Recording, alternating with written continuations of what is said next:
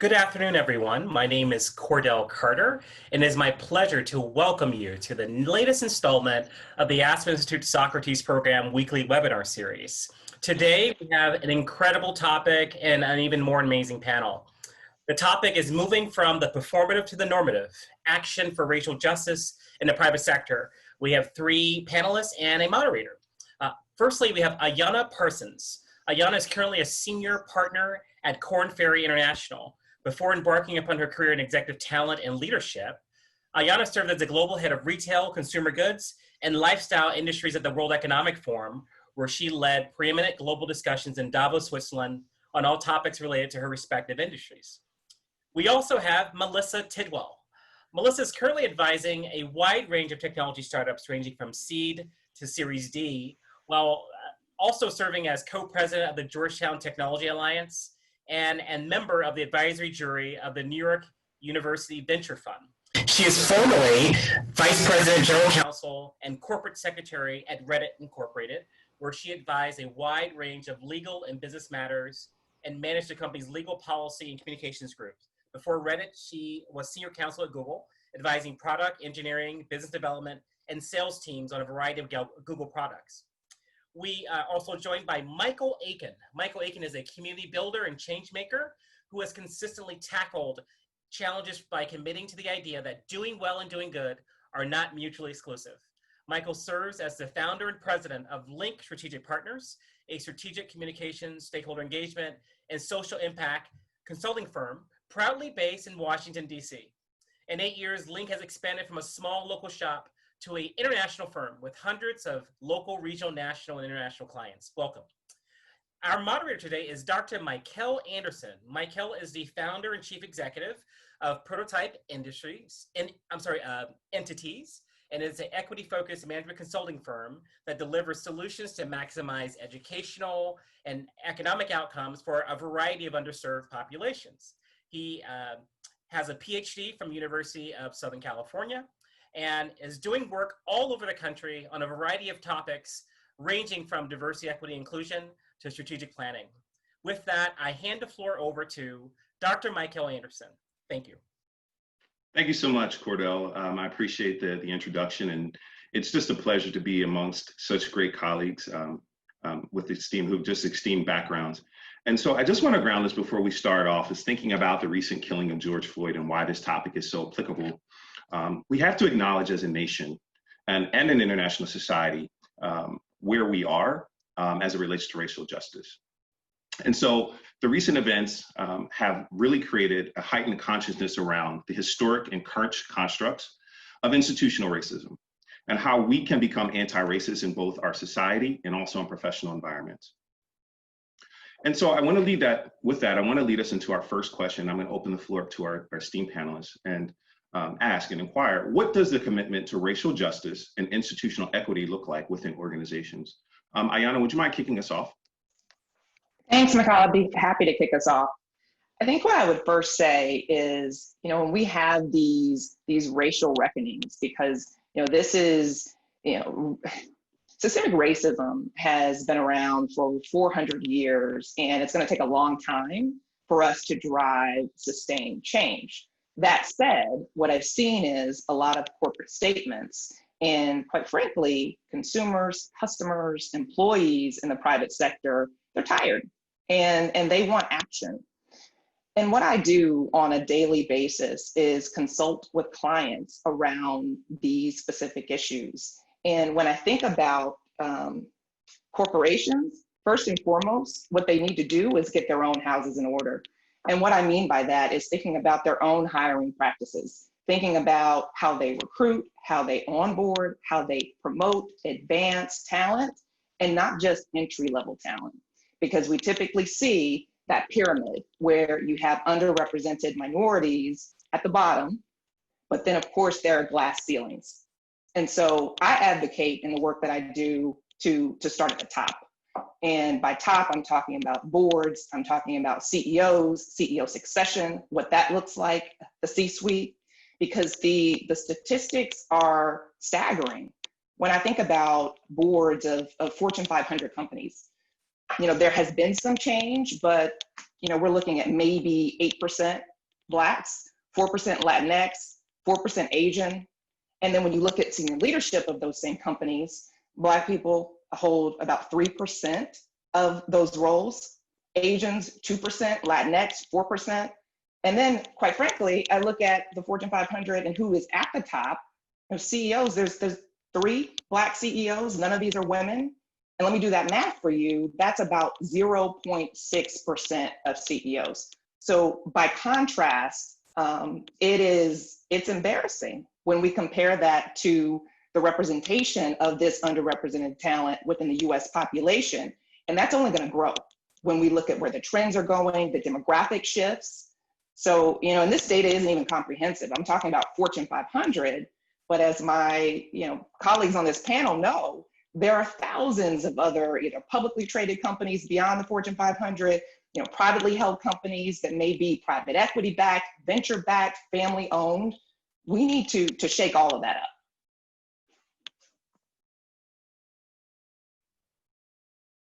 And so, Melissa, would you like to add, especially coming from the space of tech? Yeah, I mean, Ayanna, I think really, kicked it off correctly, which is everybody has to get their house in order. And I think in particular with tech, a lot of what you see is the impetus to make a statement, and to make some donations and things of that nature, but not to kind of do the work. And I think, or I should say minimal attempts to do the work. And I think for a lot of tech companies, understanding that this is a long-term process, that you can't sort of, this is a systemic issue. You have to continually sort of tweak it, move things forward, probably have some fits and starts, but it's really long-term. And so I think, my guidance to a lot of startups is, look, if you're gonna make a statement, you need to put some action behind it. And action is not just donations. You cannot also just pat yourself on the back for not being horrendous. As I've liked to say, right? Like just because you've done well with women in engineering doesn't mean that that's where you start, right? You need to have some humility, and you need to lack, a little bit of defensive-ness in sort of the work you're trying to do.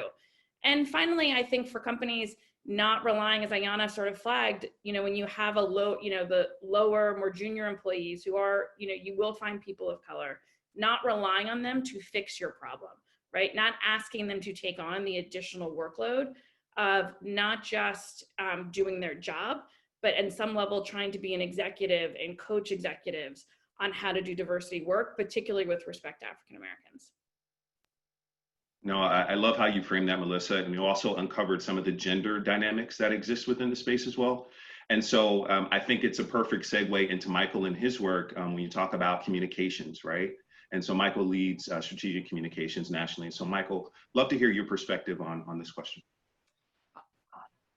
I'm already learning so much in this panel, and I'm so proud to be a part of it and just consume the great lessons we've heard so far.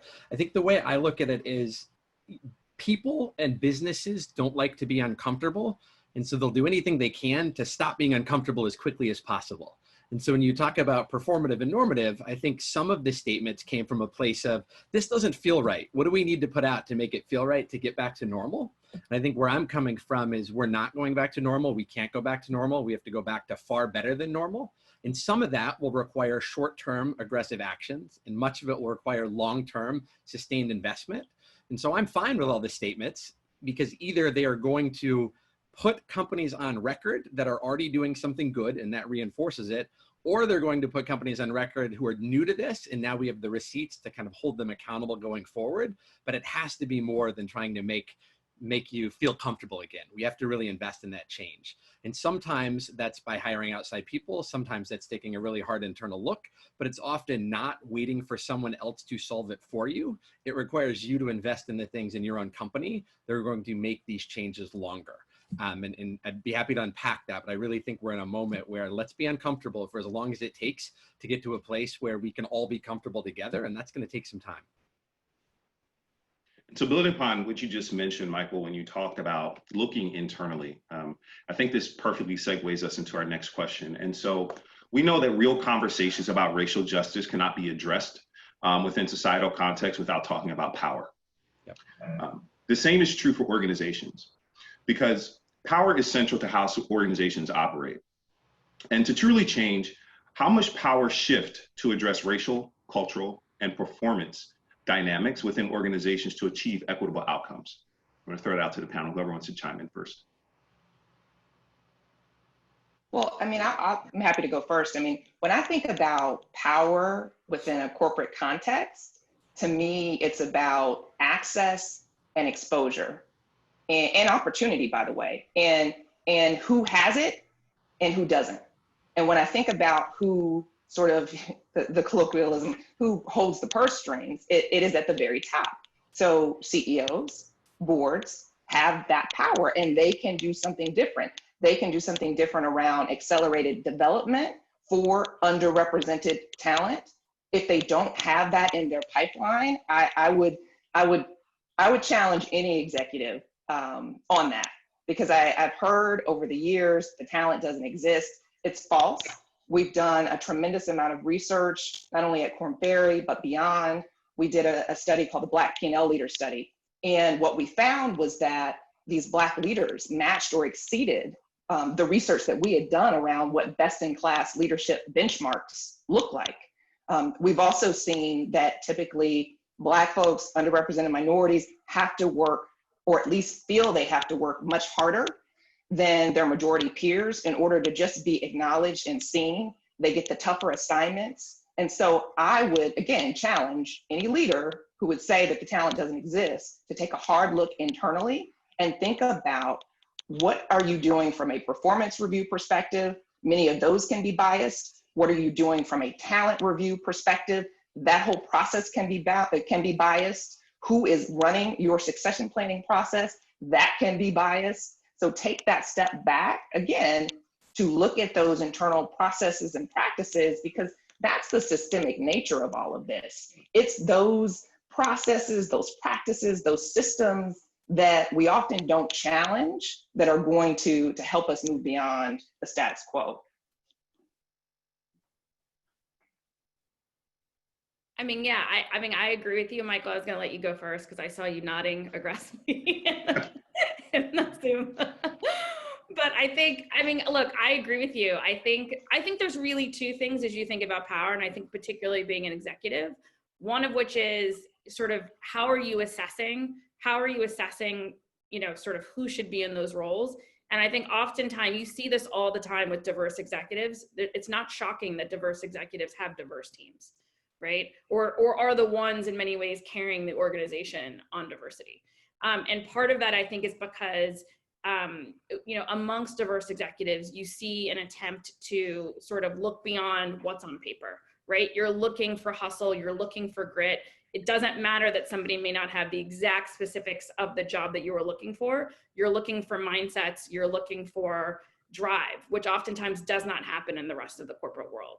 So I think, really expanding kind of how you think about what does success look like for this role and giving people an opportunity. And part of that is also bringing them along. I mean, we've talked about a lot in my friend group about the importance of, when you are a leader, sort of making sure that there are those coming behind you, right? And you see this a lot with diverse executives of attempting to ensure that people are getting what they need. You are putting them in a position both to fail, but also coaching them so that, they are learning and figuring it out and can take that next opportunity and that next level when they need it. Yeah, and I was nodding aggressively throughout what you were saying as well. This whole idea that, hire a diverse workforce and then make sure you're inclusive because it's a really good moral thing to do. But yes, it is. It's also the best business decision you can make. And that's been proven now over and over. There's no business argument for not having a diverse and inclusive team. So do it because it makes you feel better. Do it because it's the right thing, but just do it. Hire with some intentionality. What we've found, so the company I started is in Washington, D.C. Last time we looked, about 85% of the internships in Washington, D.C. were completely unpaid. Where do people get their foothold? Where do they get their first introduction to anything in business or politics or life? They do it through internships often.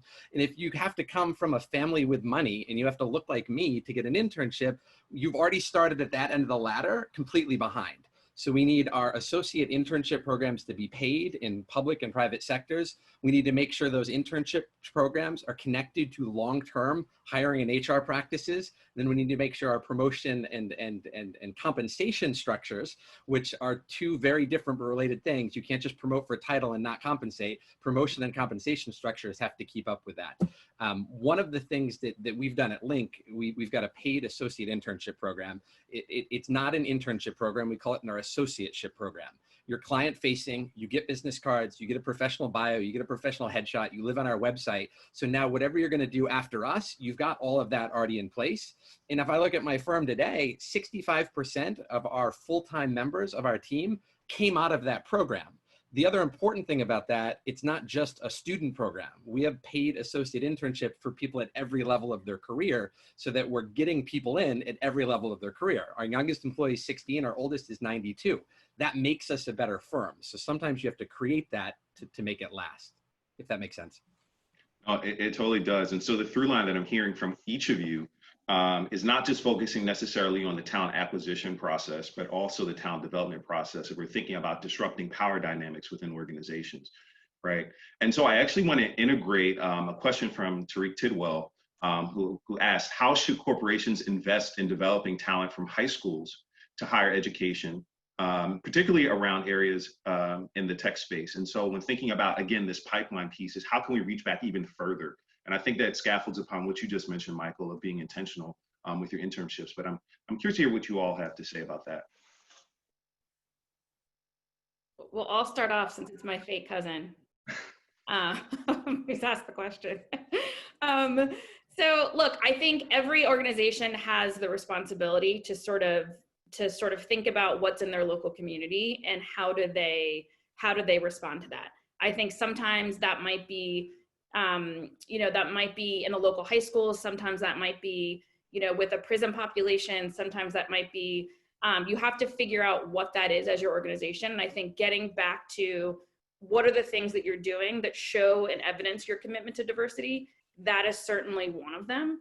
And I think the beautiful part about, working with kids in particular is just giving them exposure, right? I mean, I think it's very true that you can't be what you can't see. So I think, absolutely trying to figure out a way to incorporate that, but just figuring out how are you bringing people along with your organization. Well, and I think to the point that you just made, Melissa, around you can't be what you just see. I mean, for me personally, when I was a high school student, I was a rising senior, and I had the great opportunity and privilege to participate in a leadership program called LEAD. And it stood for Leadership, Education, and Development. And it took underrepresented minorities from around the country and placed us in top business school programs for the summer. I was at Wharton. It was mind-blowing for a 16-year-old from Hot Springs, Arkansas, who had never been on a plane, didn't own a business suit, and it is unequivocally the reason why I aggressively pursued business as a career path. So that early education and exposure is critical. And there are organizations like LEAD, like Inroads, like Posse, that companies can and should be partnering with to get that early pipeline in place. And I think to Michael's point, it's not just about those internships and that exposure, compensating, paying, going back to the systemic nature of all of this, there's a huge wealth gap that needs to be closed as well, and giving them real job experience and converting those associateships and internships into a hire. Too often companies pat themselves on the back for having interns, but when those interns don't convert, they need to take a hard look at themselves and ask the question why.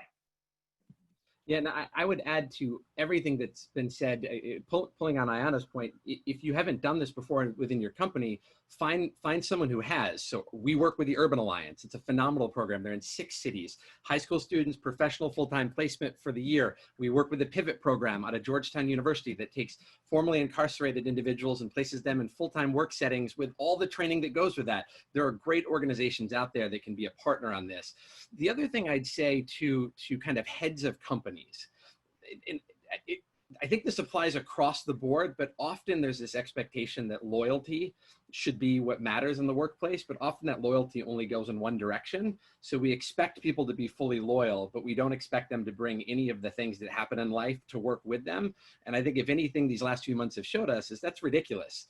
Everything is complex. We all have complex lives. So if we're trying to make a bigger pipeline, we have to make room in that pipeline for all types of people with all types of lives, with all types of experience, which includes working moms, people who've not been in the workforce before, people who have and are holding down 2 jobs while they're trying to work for you. There's a lot that has to be done to make sure that loyalty goes both ways, or else it's a false expectation. And it leads to these really bad stereotypes of like, millennials can't hold a job. It's like, well, they can't hold a job because we're not mirroring the behavior we want. We're saying, stick with us, but the minute it gets hard, the first people we're going to lay off are the young people in our firm. We've got to have that loyalty go in both directions to really build some trust in pipeline development, in my opinion. Well, and Michael, what I would build on what you talked about, because I consult a lot of my clients around how you drive a more inclusive culture and how you become a more inclusive leader, regardless of your background, regardless of your gender, your race, ethnicity. And what came to mind for me was empathy. When we as leaders can't empathize with our employee populations because we don't understand where they came from, they're different from us. Oftentimes we shy away from that, but I think that is a key piece of how you start to move the needle when you can get, to your point earlier, comfortable being uncomfortable around those that are very different. So I'm hearing a lot from our panelists about, the concepts of inclusion, but also equity. And so I want to take the conversation a bit further. So often we talk about what organizations should do as they pursue racial justice and institutional equity. What have you identified as some common missteps that organizations make in these pursuits? I see a lot of smiles on this one. I mean, you could just, the easiest one I think to pick is the hiring sort of problem, right? Like you spend a lot of effort in terms of bringing in diverse candidates, yet you don't fully, convert them to hires, or you get them in the door, but yet, because everyone's targeting the same people, it's just a cycle of getting them in and not retaining them, right? So, I think the biggest thing is that people say like, oh, we'll just increase the diversity pipeline, we'll partner with an HBCU and sort of, we're good to go, but don't really make the efforts to sort of see what happens through the pipeline. So again, so if diversity is the mix, inclusion is making that mix work. You can't have one without the other. You can have a diverse organization that's not inclusive, you will not retain the talent. You can have an inclusive organization that's not diverse, you're not going to get the best ideas, the best thinking, all the benefits of diversity around innovation, shareholder return, and value. And so that I think is just a complete misstep. I saw Michael, you were shaking your head as well. No, I absolutely. And what I've seen a lot in talking to lots of businesses and reviewing lots of different statements, there's kind of 2 mistakes I'm seeing being made. There's either let's do just enough to make ourselves feel really great about how great we did, and then we'll move on because there's other stuff to worry about. That's a problem. The other thing I've seen is, I would say, very aware executives who, let's say they're white males, say, I know I shouldn't be leading this process in my organization, so I'm going to step back and delegate it to anyone else. That's not bad. But if the executive of the organization uses that to remove themselves fully from everything that's going to be needed to make this take hold, you're just giving up, right? Like, stay at the table and figure out how to invest in what's needed without you having to be the one leading every discussion. So I feel like we've raised the ability of people to say, I shouldn't be leading this, but we've also given them a pass to not stay involved and invest in what's actually needed going forward. The other thing I would say, just going back to the beginning about the statements that people are putting out, we worked with a nonprofit, and I think it's a great example, that put up a Black Lives Matter statement. It was good. They got some feedback from their volunteer base that it wasn't great. So they put up a second version of it, and they got some feedback that it's better, but it could still be better. If you want to do hashtag Black Lives Matter, but not put it in the statement, just put it in the damn statement. So they put up a third statement. And their question to us was, do we take the first two down? And I said, it depends on what your goal is. Do you want the perfect statement up, or do you want to show that you're a learning organization? And they made what I thought was a hard choice to leave all three up and put up a post about how they got it wrong twice before they got it right. And they got it right by opening up to their volunteer base and being willing to learn. I think we need a little bit more of that. We need a little bit more of, this wasn't perfect the first time. It's probably not perfect the third time, but we've got to have some space to get this right together. So I've seen some good stuff as well. Yeah. Well, I think also, Michael, one thing to flag is kind of the role of allyship that you sort of mentioned. I do think, you know, I was commenting to somebody the other day, I was on a call, and some comments were made, which would have caused me to react. And an ally on the call sort of went first and kind of responded. And I think I really laughed because I said, you know, I'm in my 40s, and I think this is the first time as a Black female, I have not had to be the person to be the first to respond. And quite frankly, that's an incredible sort of emotional weight that I didn't have to deal with because somebody else took it on. So I think the one thing I would say about that is while it's important to kind of recognize what role you play, it is important to give those that traditionally are the ones speaking up, are the ones driving, that emotional distance to allow them to sort of, you know, have the space.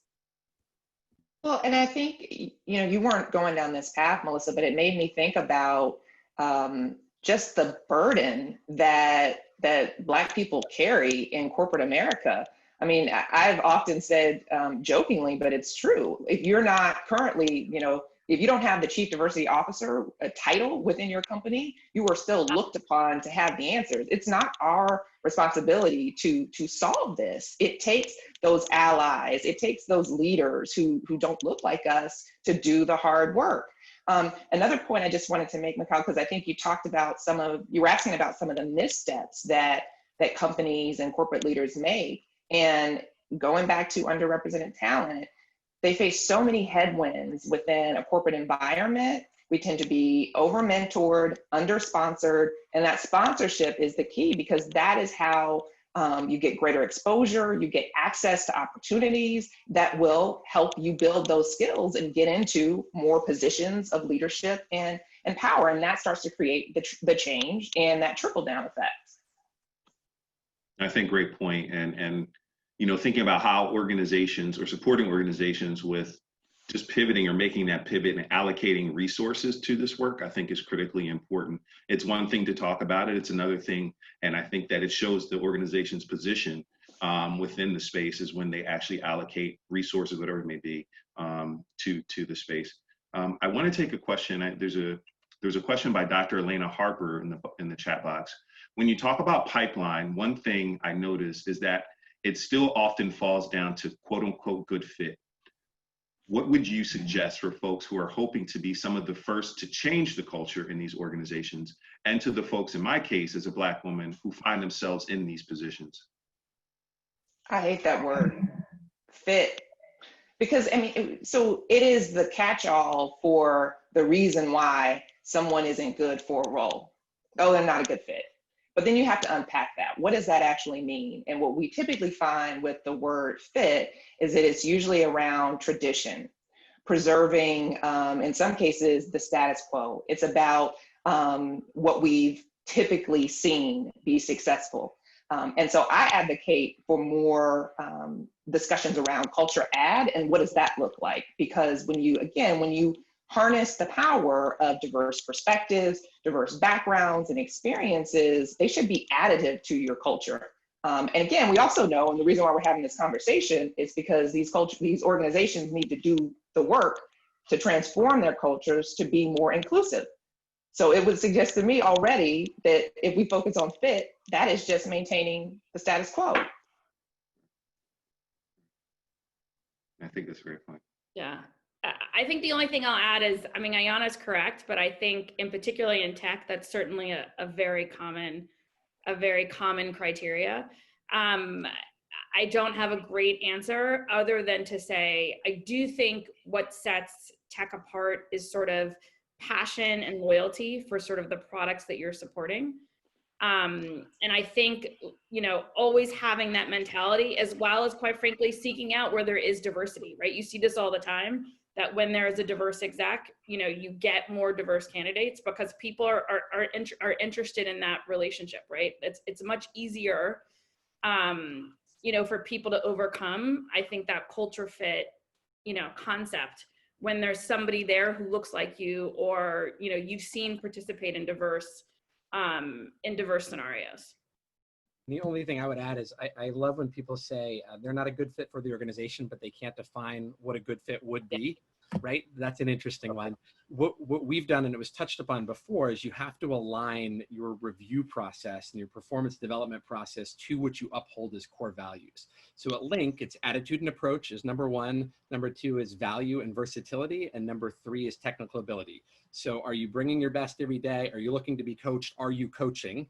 Is every job not above or below you? We're all in this as a team.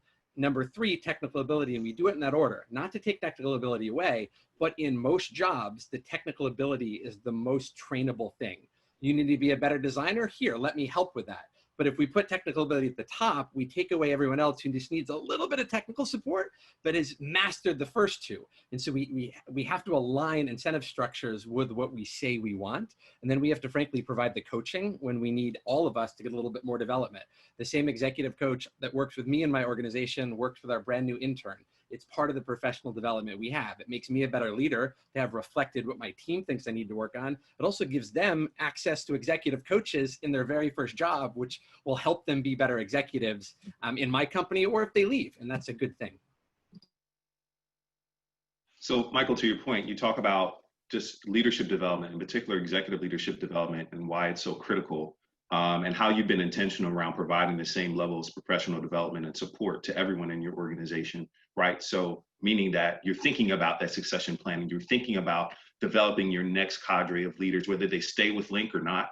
And so I'm wondering, and this is open to the entire group, but how have you as a leader in your organization overcome challenges resulting from systemic oppression and institutional racism? And what strategies would you offer to other companies, leaders, organizations facing similar impediments? Yeah, I mean, I think, Michael, that's amazing that you provide executive coaching for those below you. I mean, I would not have survived as an executive without executive coaching. So, so it really is such a gift. And I quite frankly didn't use it until I became an executive, which is probably too late. I think learning how to navigate those situations is just critical. So kudos to you. It's something certainly I've made available to all of my, direct reports. But, again, to me, that is hugely meaningful. I think the other piece that I've tried to enforce amongst sort of, my cohort of friends and whatnot is also the importance of taking downtime, which I've never been good at, and finding ways to, get your energy back, because, it is really difficult to find that time to actually think and process. And so, both having a boss, if you have a boss, and just figuring out how to do that and to find that space, I think for me is sort of, between the coaching and the downtime is the most impactful in terms of me being able to do my best work. Michael, can you repeat the question? Of course. So it was more directed toward you all, but how have you as a leader in your organization overcome challenges resulting from systemic oppression and institutional racism? And what strategies would you offer to others facing similar impediments? A lot of prayer and thick skin. No, I mean, I say that jokingly, but the reality is, I know if I look back on my almost 20-year career, there have been a lot of challenges. You don't get to this level as a Black person, a Black woman, without having faced barrier and headwind after barrier and headwind. And I agree. I've had executive coaches over the years that have been incredibly beneficial. I have my own kind of board of directors, if you will, folks that I look to for guidance and advice. I've had some incredible sponsors, some that looked like me, many that did not, who helped create opportunities for me and were working in the background when I didn't even know, who were saying all the positive things and advocating on my behalf around my performance, around my potential. And that has to happen in order for you to continue to advance. And so that's why I advocate for mentorship early on, sponsorship early on, and especially if you are an underrepresented minority, the reality is you probably don't have that representation at the top, but don't let that scare you. I would still seek out opportunities to create those mentoring relationships. And typically sponsors choose you. But I think the earlier you can get visibility to those who are in positions that you seek to hold, the better. And think about how you can help them do their job. And the only thing I would add, I can't add a lot to what's been said because it's been amazing, but the only thing I would add is if you're leading this within an organization or you're asking for it within an organization, avoid at all costs making this an initiative or a task force or a work group. That makes it way too easy to separate it out from everything else the business is doing. So we're going to keep running our business, but this task force of diverse people is going to figure out how we can be better.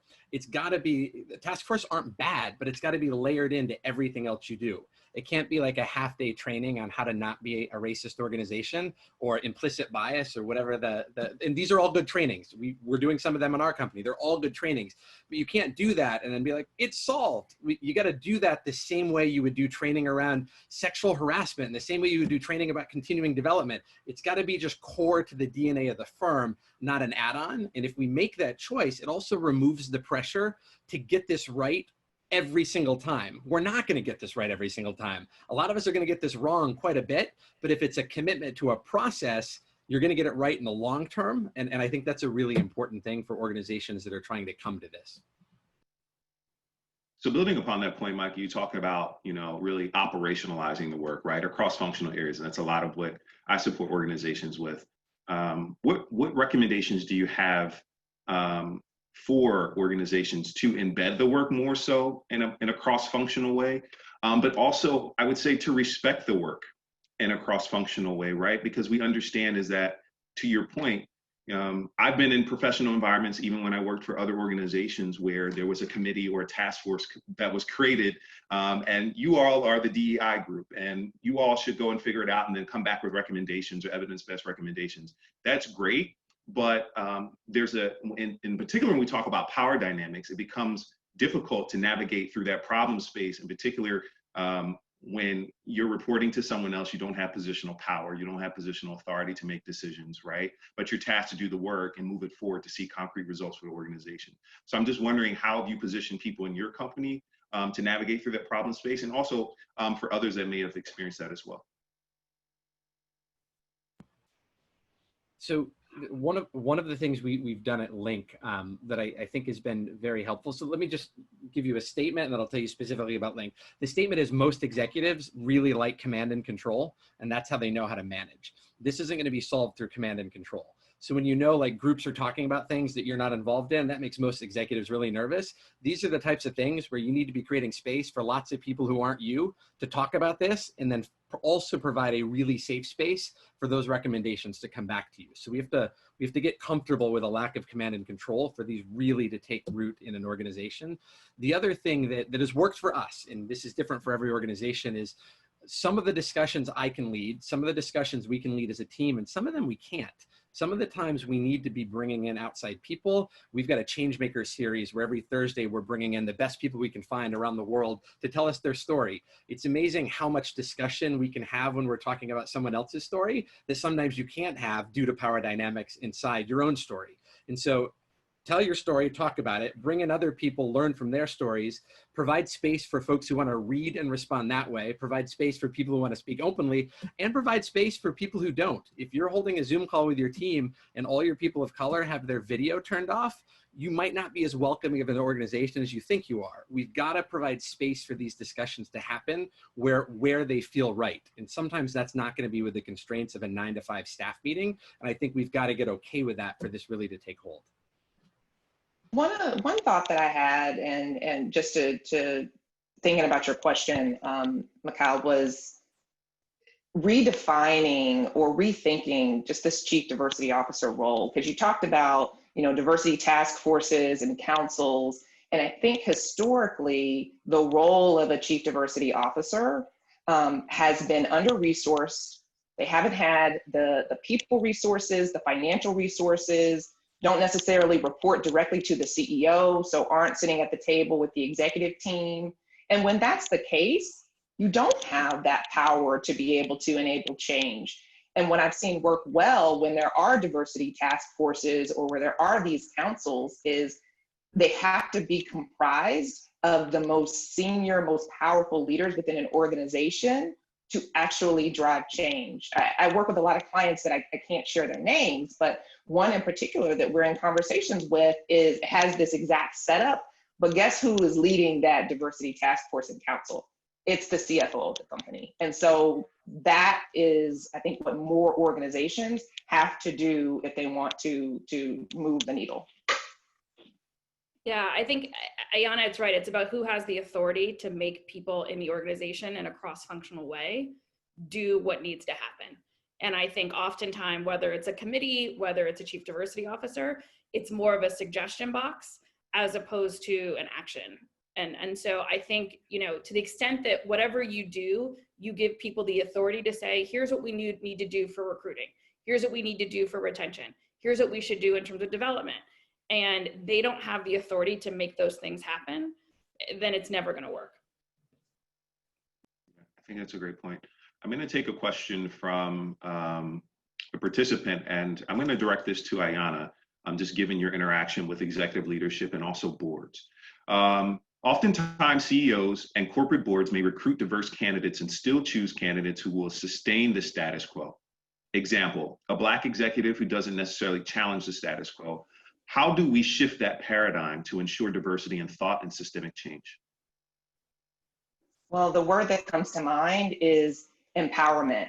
So if you think about, we talked about, a history of hundreds and hundreds of years of oppression and disenfranchisement. And so sometimes, yes, you get the board seat that you've been working so hard for, but you're still silenced in the boardroom.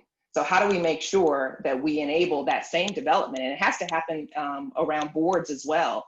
There needs to be more sponsorship around new board members who are joining, whether they are from underrepresented backgrounds, younger generations. They need that same development. So that's what I would say about that.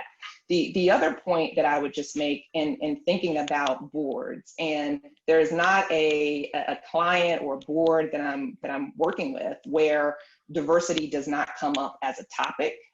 The reality is everyone is diverse, so we have to push the needle on what and how that is being defined. I tend to focus on how do we make sure that we are thinking about underrepresented talent, and then how do we also challenge the spec? And what I mean by that is every role has a job specification, and the executive search firms, if they're hired to do that work, they're working with the client to define that spec.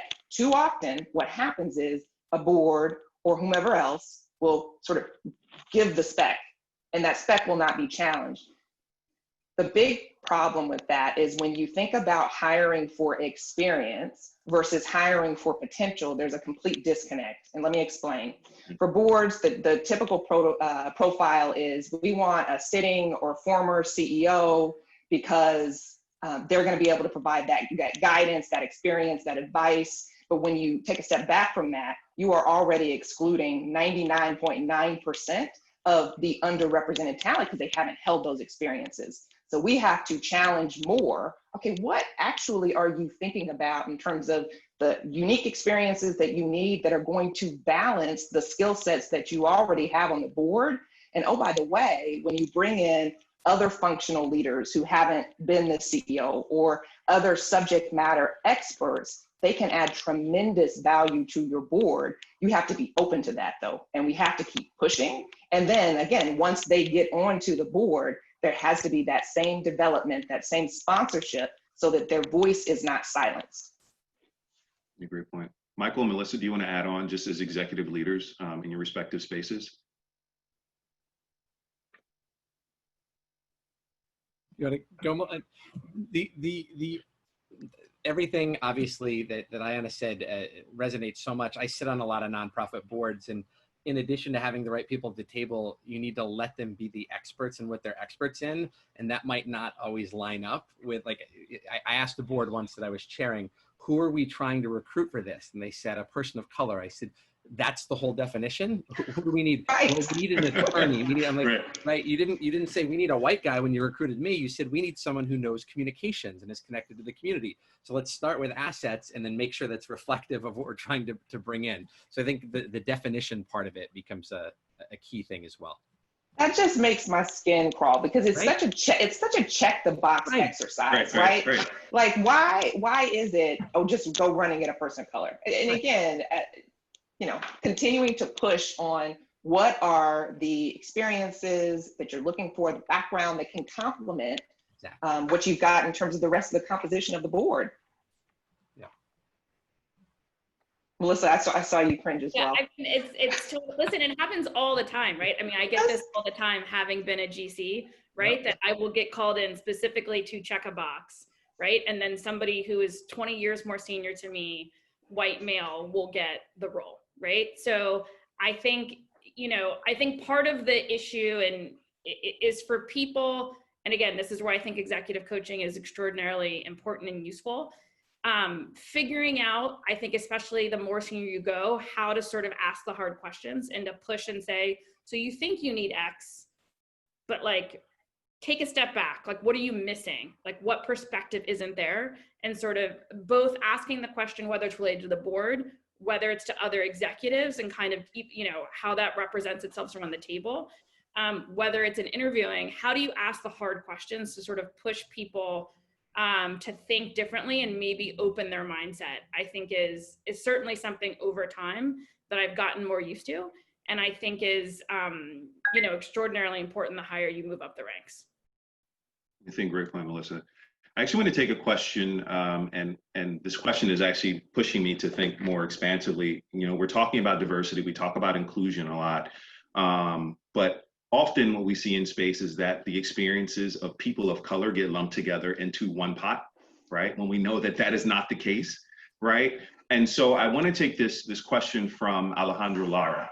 And he said, I understand that the focus might be in promoting the Black community, understanding the Black experience, knowing that diversity and equity should also include other minority groups like Hispanics or Latinx people, Asians, and others. I was wondering the panel's views on how to tackle everyone's inclusion by all means, so in an all-encompassing way. We are assuming that the ones seeking certain high leadership roles have the proper education and experience to perform well, but what does that mean and what does that look like disaggregated? So how are we meeting the needs of everyone? I think what Mr. Lara is getting at is how are we meeting the needs of all stakeholder groups, of all people of color, not just we're all lumped together as one. And we talk about, I think, to Ayanna's point, which made everyone cringe, or Michael's point, we're just looking for a person of color. What does that mean, right? So I think let's taking it a bit deeper. I mean, the one thing I will say that I think is important that I push a lot of the startups to do is to really focus on understanding sort of where you are and where you need to go, right? So I think a huge problem within a lot of companies is sort of the lack of recognition to even ask the hard questions and to even see, like, where is my company? What percentage? Kind of where am I, right? I think to Alejandro's point, there is always a difference in kind of how you recruit, how you build community, what are some of the issues facing different communities.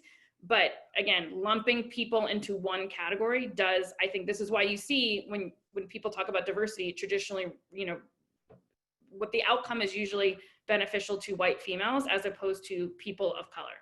And so unless you are intentionally thinking about the differences between all of those groups and sort of, again, maybe taking fits and starts and focusing in different groups in different area, over time as to how do you balance that? Because if you try and balance it all overall, you may run into some issues and you may have some problems. So I think the first thing you have to do is look at the data and understand where you are, and then figure out amongst, all of the different groups and how do you want that to represent your company? How do you best move forward and attack all of them? Because what you can't do is have one group sort of do better. You can't get all the women and engineers and then have no Black employees, right? All you're doing is creating a long-term problem for yourself.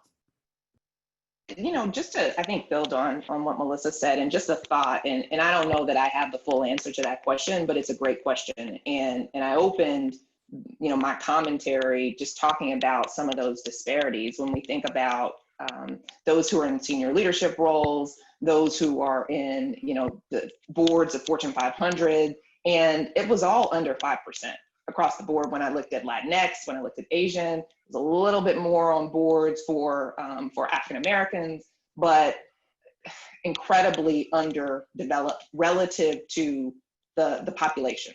So when we think about the population, we're roughly, depending on what you look at, Black people are 14%, Asian 6%, Latinx 19%.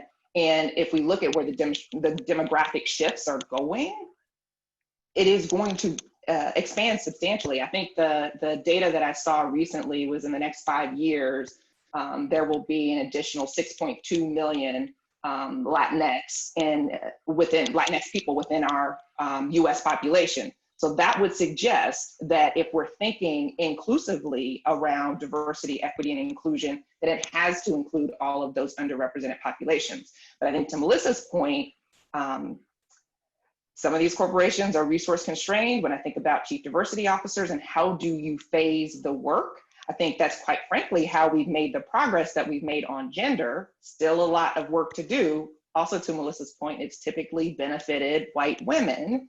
So how do we make sure during moments like this, where we are reacting and responding to George Floyd, Breonna Taylor, and there's a lot of momentum within the Black community, that we drive some real change, because I think that is then going to have a trickle down effect on all of the other underrepresented groups.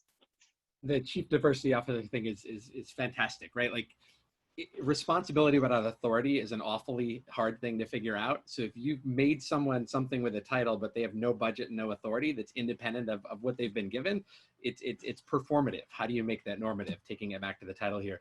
The other thing, I've seen some stuff in the chat boxes related to this about, what if I'm not the executive? What if I want to move my organization forward? How do I get there? And I think that ties in directly to the question you're asking, which is, make the business case. So if you're making the case to someone who hasn't already figured this out, start with what Ayanna just said, right? Our country's not getting more white. There is a business case for knowing your audience. There's a business case in nearly every industry for why you should have the internal talent to reflect who you're trying to reach externally. So in my case, we run a communications and engagement firm. We run very large communications and very small communications campaigns that reach everyone from early childhood professionals to high school students to senior citizens. If we don't have them reflected in our team, we're not going to do that authentically. We run a community engagement firm. Let's take Washington, D.C. We work in all 8 wards of Washington, D.C. If we are not recruiting from all 8 wards of Washington, D.C., we are no longer going to have the in-house knowledge to do that well externally. We work in a lot of communities that primarily speak Spanish. We need to have people on our team that do that, because even with the best translation partner, we're going to miss the cultural parts of translation, which go way beyond linguistic. So if you take our business model and map out who we hire, it's not random, it's not accidental. It's a specific business case that also happens to be exactly the right thing to do. So if you're in an organization that hasn't figured that out, map it out for them. Give them your own MBA and why DEI is not something that should be an add-on, because it's often not hard to do. Or leave that organization if they're not about it. Exactly. I mean, I think it's Exactly.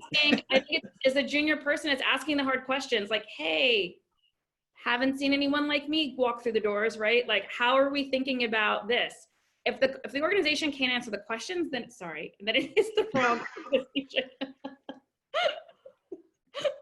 I love it. We have other panelists. That's great. Sorry. Ellie just wanted to say hi. But no, you're right. If the organization can't answer the hard question and isn't going to do the work, you've got to take stock and think about if that's somewhere that you want to build a career. Right. And just to be really specific on one example of that, it's really easy to tell people to ask the hard questions and then leave if it doesn't fit.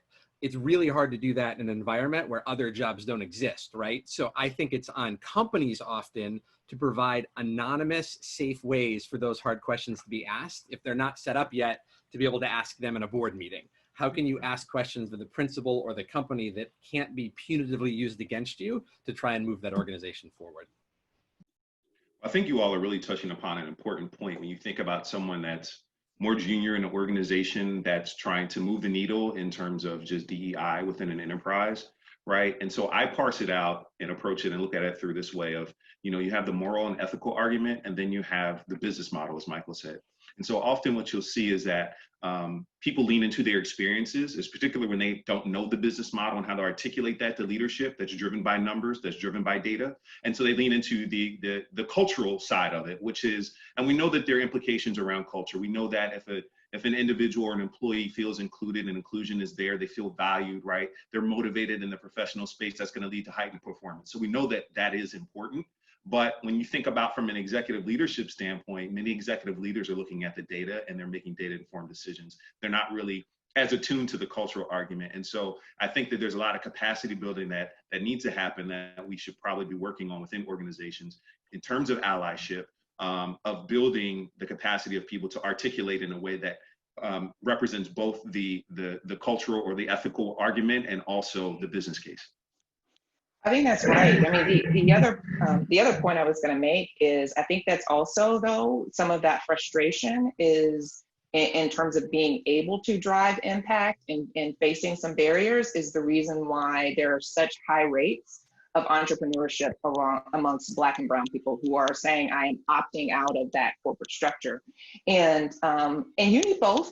We need both. We need the next generation of entrepreneurs who are going to be these multi-billion-dollar companies, but we also need those leaders who are going to rise to the top.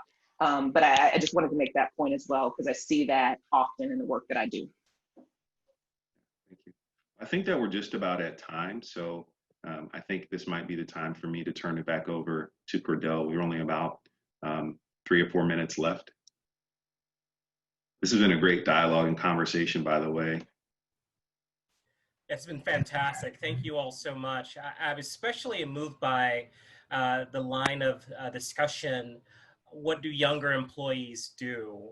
And as a kind of if you all can give me 30 seconds each, even you, Dr. Anderson, I'm a young employee. I'm a junior person. I feel very moved by what's going on in the world. How do I express myself in a constructive manner without endangering my role?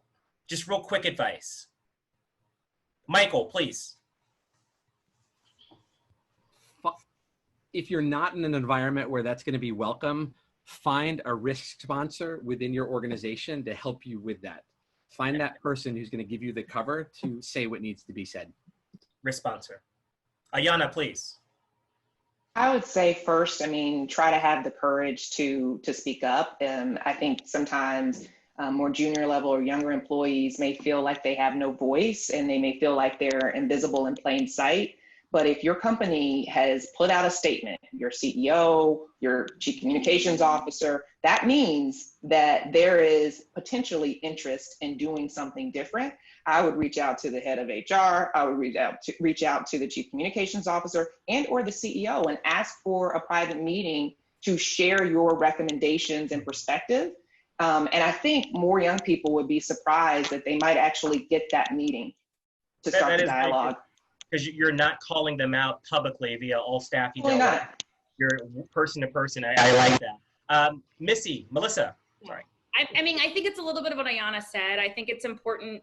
I think especially as a young person who may not also have the full context of the organization and kind of what's happening and what even led to that statement. I think the best thing you can do is to sort of reach out, introduce yourself to those in charge, and share your story, right? It makes it, when you start to build that relationship with people, it's much easier to have the hard conversation and to say like, hey, head of HR, I don't know you, but I just want to introduce myself. Here's what I do here. This is just a little bit of my story.